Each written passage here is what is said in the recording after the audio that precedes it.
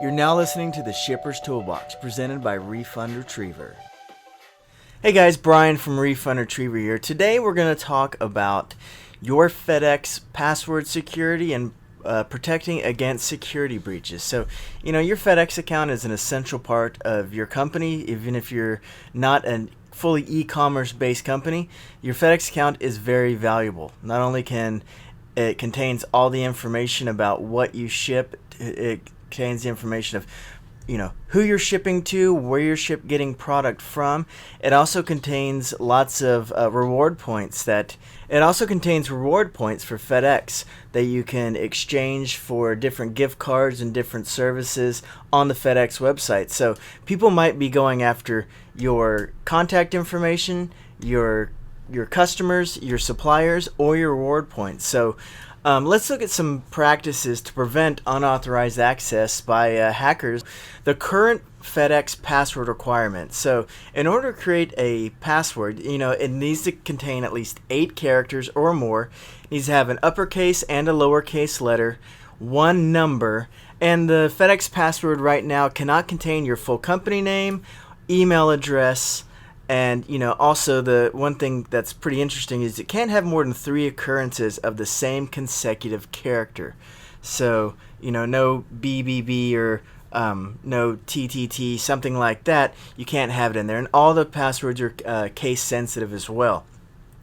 So if you have FedEx passwords, if you have different people at your company that are using it, it is a good idea to have a new ID for each team member. So, people move jobs. Most people don't stay at a job for more than 4 or 5 years these days. So if multiple employees are accessing the same credentials, a lot of times employers just don't update it whenever that another employee leaves. So make a company policy to add an individual user to your FedEx online account for everybody that needs access. That way you can go in when somebody leaves and eliminate that. So you do that by going on FedEx online billing. You go to the My Options tab, and there's a Manage Users tab that you can actually open up and invite a new user. All you need is an email address and what kind of permissions you're going to give to that person. For Refund Retriever's access, we need the standard access so we can view, pay, and dispute those packages. That's the best way for us to get access to your FedEx online billing is just add us as a user. Another good thing for your passwords is make them difficult to remember. Like here, somebody in the office said, if you can remember your FedEx password, it's a bad password. So avoid single words followed by a number. The longer the password, the better. And use a combination of words, numbers, symbols, upper and lowercase. Do not use any confidential information as date of birth or social security number or any of the secret questions that you use of what street address you grew up on. Also avoid using adjacent letters or numbers on your keyboard. So password 123 is not a good password. And also, there's things out there, if you can't remember your password, it's a bad password. Use a password manager. With these password managers, basically a central repository for all of your usernames and passwords. So you have one master ID that, make it difficult to use, but something that you can remember. Like, I only have to remember one password for all of my passwords. All of my individual passwords for websites are completely different, and I can never memorize all of them. So, check out something like Dashlane, Keeper, or OnePass that you can use to put your information behind.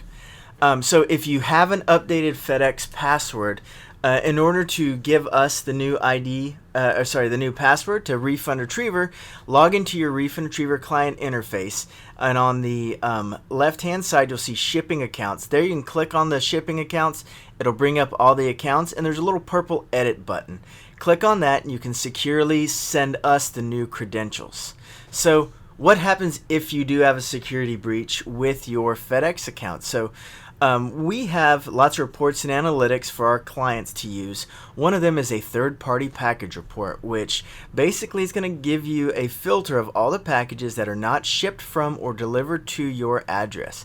So these are packages that are not in your chain of custody. They could be valid shipments or a result of a security breach in your billing.